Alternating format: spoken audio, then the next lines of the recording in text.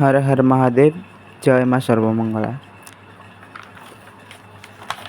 आज्ञा आज मु आपण मानकु कहबी किपरि निजको एवं निज घर को शत्रु तंत्र मंत्र तथा खराब दृष्टि रक्षा करि परिबे। आज्ञा निजको एवं निजर घर को तंत्र मंत्र शत्रु बाधा और खराब दृष्टि रक्षा करने पाई आपन को एक प्रोटेक्शन गोटे सुरक्षा बलयर आवश्यक थाए। आउ से सुरक्षा आपन को माँ आदिशक्ति दुर्गा प्रदान करि परिबे। कारण तंत्र मंत्र तथा शत्रु बाधा रोग बाधा इत्यादि माँ का आशीर्वाद नष्ट हो जाए था एवं तंत्र मंत्र इत्यादि अधिष्ठात्री होउछंती माँ दुर्गा दुर्गति नाशिनी। शत्रु बाधा तंत्र बाधा रोग बाधा सबु प्रकार बाधारू आपन को माँ सुरक्षा अत्यंत आवश्यक। आ माँ का सुरक्षा किपरि आपन पाई परिबे तांका कवच द्वारा। हाँ आज्ञा आउ ताहा हेउछि देवी कवच।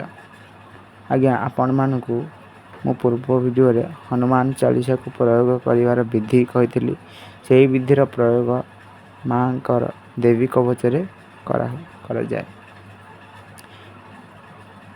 प्रातः स्नान शौच आदि समाप्त करी पूजा वस्त्र पिंधिबे एवं निज घर थिबा ठाकुर घरे पूजा करिवे। एही पूजा रे लाल रंगर फूल व्यवहार करिवे। आज्ञा आपणकर घरे माँकर जेउ रूप को आपण पूजा करती जेपरि मंगला माँ हुंतु तारिणी माँ हुंतु दुर्गा माँ हुंतु माँकर जेउ रूप को पूजा करती लाल रंगर फूल और सिंदूर चढ़ेबे। यह परे लाल रंग आसन पकाई और निज सम्मुख रे जल पात्र ग्लास रे जल रखी आसन रे बसिबे। आपण को माँ दुर्गांकर जेउ रूप प्रिय तारिणी माँ हुंतु मंगला माँ हुंतु स्मरण करी जय माँ कही देवी कवच को पाठ करिवे। जदि आपन को संपूर्ण ओडिया देवी कवचर आवश्यक आपण मान मते कमेंट रे जानंतु। देवी कवच रे माँ आपणकर शरीर र समस्त अंग प्रत्यंग आपणकर मन बुद्धि विवेक यह व्यतीत आपणकर स्त्री आपणकर पुओ झियो आपणकर परिवार आपणकर कुटुंब समस्तंकर आज्ञा रक्षा करिवे माँ।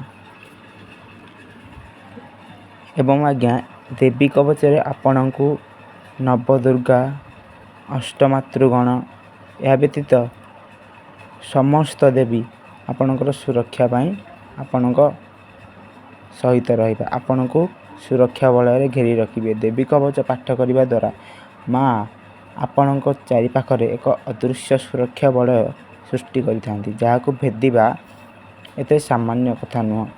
आपण को जदि कहीं तंत्र मंत्र प्रयोग किंबा कौनसी खराब करिया पई चाहूची आपणकर तंत्र मंत्र माध्यम रे ताहा मध्य आपणकर प्रयोग हो पारिबो नाही। कारण आपण देवी माँकर कवच को धारण करिछंती आपण को देवी माँ निजे कवच प्रदान करिछंती। आज्ञा पाठ करि सारिबा परे देवी कवच को प्रणाम करी पुस्तकटी को माँ का चरण तले रखिदेवे एवं जल पात्र थिबा जल को निजे पान करिवे। कारण से ही जल अभिमंत्रित हो सारिथिबो जहाँ आपणक शरीर भितर को प्रवेश कले समस्त अंग प्रत्यंग आज्ञा जल पहुँचुची। मुंड हो हाथ हो आंगुठी हो गोड़ हो सबू ठीक जल प्रवाहित हो आम शरीर रे सबु जगह को जल जाउची। से जल रे थिबा मंत्र भी सबु जगह को जाई से थार रोग व्याधि को संपूर्ण समाप्त करिवो। एवं ए देवी कवच पढ़िबा द्वारा आपणकर समस्त प्रकार बाधा विघ्न दूर हब। कारण माँ आपण को चारि पाखरे सुरक्षा बलय को तैयारी करिसंती जहाकू ନଷ୍ଟ କରାଯାଇପାରିବ ନାହିଁ।